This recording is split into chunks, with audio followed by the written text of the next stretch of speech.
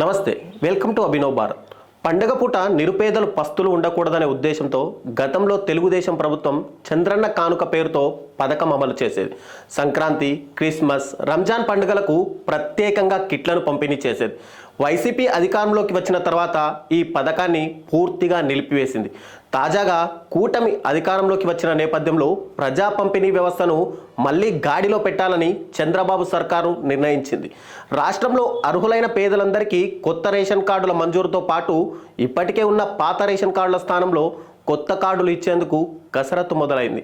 ప్రతి నెల బియ్యంతో పాటు సబ్సిడీ ధరలపై పంచదార, కందిపప్పు, ఇతర నిత్యావసర సరుకుల పంపిణీకి చర్యలు తీసుకోవాలని, ప్రజా పంపిణీ అవసరాలకు గాను ప్రభుత్వానికి ధాన్యం విక్రయించిన రైతులకు 48 గంటల్లోగా మద్దతు ధర ప్రకారం సొమ్ములు చెల్లించాలని సీఎం ఇప్పటికే సంబంధిత శాఖలను ఆదేశించారు.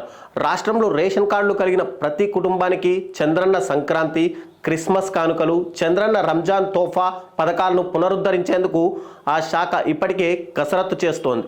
ఈ 3 పండుగలకు రేషన్ కార్డుదారులందరికీ ఉచితంగా చంద్రన్న కానుకలు అందించడానికి ఏడాదికి 538 కోట్ల చొప్పున 5 ఏళ్లకు 2690 కోట్లు అదనంగా భారం పడుతుందని ఆ శాఖ అధికారులు అంచనా వేశారు. గతంలో తెలుగుదేశం ప్రభుత్వం ఉన్నప్పుడు ఏటా సంక్రాంతి, క్రిస్మస్, రంజాన్ పండుగలకు చంద్రన్న కానుకలను అందించింది.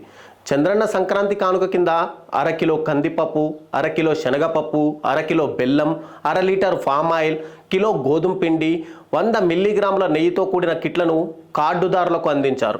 క్రిస్మస్ కానుక కింద కూడా అవే ఇచ్చారు. ఇక రంజాన్ పండుగ సందర్భంగా ముస్లింలకు 2 కిలోల చక్కెర, 5 కిలోల గోధుమ పిండి, కిలో వర్మిసెల్లి, 100 మిల్లీగ్రాముల నెయ్యితో కూడిన తోఫా కిట్లను ఉచితంగా అందించారు.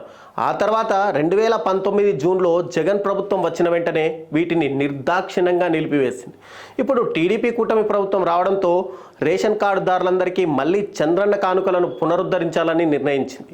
ప్రస్తుతం రాష్ట్రంలో 1,48,43,671 రేషన్ కార్డులు ఉండగా ఇందులో 12 లక్షలకు పైగా ముస్లిం కార్డుదారులు ఉన్నారు. ఇవి కాకుండా ప్రతి నెల రెగ్యులర్ కోటా కింద రేషన్ కార్డుదారులకు ఉచిత బియ్యంతో పాటు చక్కెర, కందిపప్పు, గోధుమ పిండి, జొన్నలు, సజ్జలు వంటి తృణధాన్యాలను కూడా అందించేందుకు చర్యలు తీసుకోవాలని సీఎం అధికారులను ఆదేశించారు.